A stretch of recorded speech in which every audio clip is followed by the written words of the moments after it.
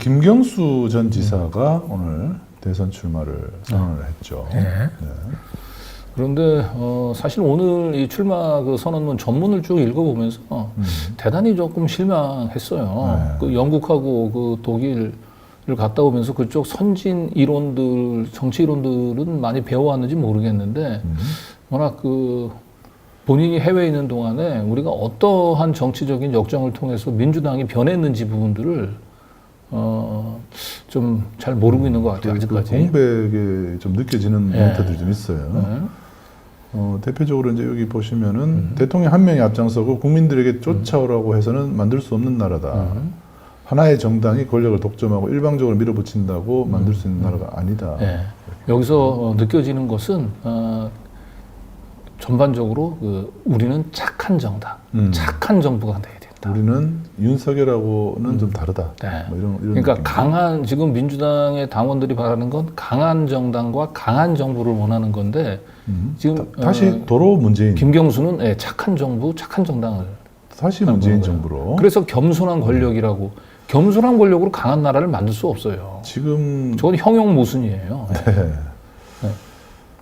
저기 지금 제목에 겸손한 권력으로 강한 겸손한 나라라고 권력으로 했잖아요. 강한 나라를 만들겠다. 겸손한 권력으로 강한 나라를 만들 수 없다니까. 겸손하면서 강하다. 이제 이게 보통 우리가 미덕 중에 하나죠. 네. 그 외유내강 뭐 이런 얘기도 많이 하는데 네. 저거는 현실에서 존재하지 않는 네. 얘기죠. 지금 한국에서 겸손한 권력으로 기득권 카르텔, 언론, 조폭 언론, 그리고 재벌 카르텔, 그렇죠. 그리고 검찰. 네. 그걸 겸손한 권력으로 세울 수가 없습니다. 그 겸손한 권력으로 그 나라를 한번 바로 잡아보려고 검찰, 언론들 하다가 실패한 정부가 결국 문재인 정부죠. 문재인 정부란 말이에요. 네. 근데 똑같은 거를 지금 하려는 것 같아요. 네. 그게 그 약간 전문에서 읽히는 느낌은 그렇습니다. 김경수 전 지사는 문재인 정부의 문재인 대통령의 기조를 그대로 계승을 해서 마치 문재인 대통령이 이루지 못했던 꿈을 이루고 싶어 하는 것 같은데 그것은 문재인 정부의 그것은 문재인 정부는 실패한 정부라고 하는 부분들을 인정하지 못하고 있는 것 같아요.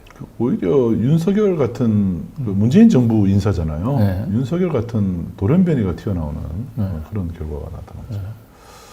그러면서 비성겸 같은 불행한 사태가 다시 일어나지 않도록 그 다음이 중요해요. 네. 권력을 나누고 이게 좀 그렇죠. 네. 내란 세력들을 확실하게 종식을 시키려면 네. 내란 세력들 밑에 기득권 카르텔이 있는 거거든요. 네. 언론이나 검찰이나 재벌들 이런 기득권 카르텔을 강력하게 개혁을 하고 해체해서 다시 제대로 된 민주정부를 세우기 위해서는 강력한 권력이 필요한 거예요. 네. 권력을 나누는 순간 기득권 카르텔들과 타협을 하게 될 수밖에 없어요. 그렇죠. 네. 네. 그래서 지금 시대 정신은 권력을 나누는 게 아니에요. 강한 권력으로 기득권 카르텔을 해체하는 것. 이게 시대 정신인데 이분은 지금 기득권 카르텔을 해체하고 난 뒤에 요순 시대 때 대한민국을 지금 요순 시대 때를 전제로 해서 말씀을 하시는 거예요. 지금은 권력을 나눌 저게 시대 정신이 아닙니다. 근데 이제 마지막에 결국 하고 싶은 말이 나오는 것 같아요.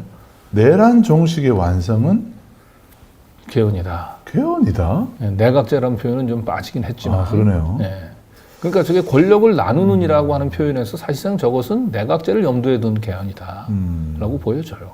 내각제는 인기가 없으니까 이제 이원 집정부제, 책임 총리제로 말을 돌리겠지만 결국은 내각제 하고 싶은 얘기나.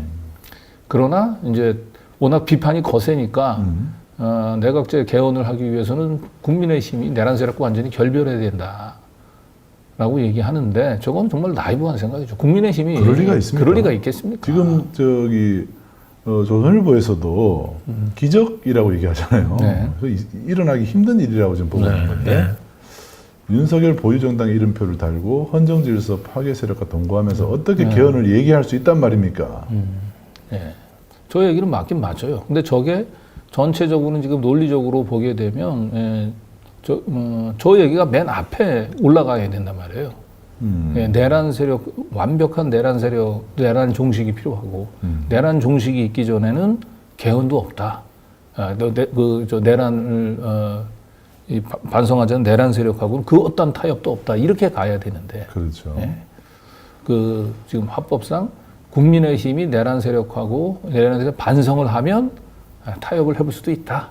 이렇게 어법이 가잖아요. 지금. 그렇죠. 이건 지금 현재 시대 정신이 아니에요. 지금. 네, 일어나기 힘든 일을 전제하면서 개헌을 또 얘기를 하고 있습니다. 영국이라든지 아니면 독일처럼 이렇게 민주주의가 확고히 자리 잡은 나라에서 너무 오랫동안 공부를 하셨어요. 시차 극복이 안 되고 있어요. 지금. 민주주의가 비교적 안정화된 나라의 사례를 가지고 지금 우리나라는 민주주의로 제대로 된 민주주의를 제대로 맛을 본 적이 없어요. 네. 계속 계엄 아니면 군사 독재, 독재의 망령이 여전히 우리 사회를 매흔들고 있습니다. 지금도 지금 이 시기에 겸손한 권력으로 강한 나라를 만든다라고 얘기하는 게 꿈 같은 얘기입니다. 네. 거의 다시 또 이낙연의 엄중이 생각이 날 수밖에 없어요. 엄중. 엄건진. 네. 네. 자, 이제 김동연. 네. 김동연. 이분은 지금 그때 경선 방식을 얘기를 하면서 뭐 자기는 이제 후보 사퇴까지도 고민한 것처럼 얘기를 했었는데 그건 아닌 것 같아요. 지금 경선을 굉장히 유감이다. 유감이다. 이렇게 표현을 하고 일단 뛰긴 뛸 겁니다. 뛸 것 같아요. 얼마나 힘들게 경선을 준비해왔는데 그걸 포기하고 가겠습니까? 네. 어쨌든. 자, 보시면 이것도 보면 제가 대통령이 된다면 저부터 권력을 내려놓고 기득권을 깨겠다. 저거 형용 모순이라니까요. 권력 내려놓는데 기득권 어떻게 깹니까? 안 된다니까. 권력으로 기득권을 깨야죠. 권력을 가지고 기득권을 깨야죠. 국민들이 몰아준 압도적인 국민들이 몰아준 권력을 가지고 기득권을 깰 생각을 해야지.